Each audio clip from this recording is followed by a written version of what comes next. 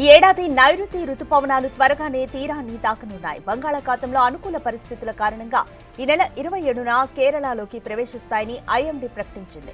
అయితే దానికి ఒకరోజు ముందే ఈశాన్య రాష్ట్రాలను తాకుతాయని అంచనా వేస్తున్నారు శాస్త్రవేత్తలు.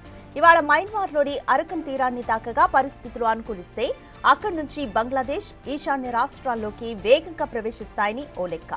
అయితే ఇలా జరగొచ్చని నిపుణులు అంచనా మాత్రమే వేస్తున్నారు.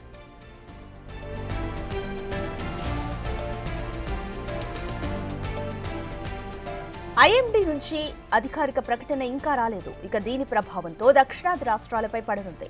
దక్షిణ భారతదేశ రాష్ట్రాల్లో వడగాలులు ఇక ఉండవని అధికారులు చెబుతున్నారు.